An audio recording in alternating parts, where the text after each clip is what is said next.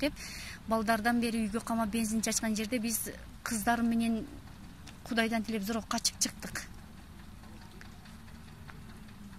Качып чыгып ушу соседибиздин саат 3-тө бурма женин үйгө барып жаттык да балдарым менен. Жалаңач, вообще үстүбүздө кийимибиз бир эле кийген ночной кийимдерибиз менен эле калдык. Эчтекебиз калтырбай күйгүздү.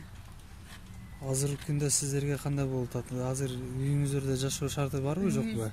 Үйдө жашаганга эчтеке жок. Даже төшөктөр, жерге салган коврик балаздарыбыздан бери күйүп кеткен, айниктерибизден бери эчтеке жашаганга шарт жок да. Азыр ошол жанагы машинаны урду деп сиздерге айыпталып атабы? Машинаны эшиктен бир тактайды сууруп, гараждын эмесини жулуп алып, анан өзү кирип ошол жерде ломдор менен уруп сындырды.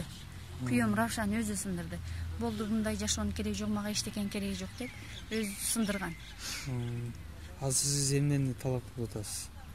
Азыр мен хотя ушу балдарыма ошол жерде чыккан имуществолорумду кандайдыр бир эмеде кайтарып беришин талап кылам.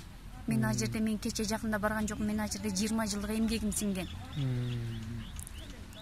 Мен балдарым бой жетип калган, хотя балдарымдын жашаганыга кандайдыр бир ушул окуяда өзүңүздү айыптуу деп сезесизби? Мен өзүмдү айыптуу деп сезбеймин. Мен ал жерде ал киши менен кылмыш кылган жокмун. Ал киши менен көргөн жерде саламдашып, мындай как бир айылдаш адамды көргөн жерде салам бересиң да, анан ала кетиң десем ала кетет, ала келиң десем ала келет. Энди любой адам менин машинам болсо чыгам да, мен эмне кылайын анан? Мен балдарыма көчөдөн өзүм таап тутуп келип оозуга салсам анан адам болушабы же үйдөн чыкпай отура берейинби? Мага атантай же аталары булар эч кимиси мага жардам кылышкан эмес, немең бар, эмең жок деп вообще сурашкан эмесчи.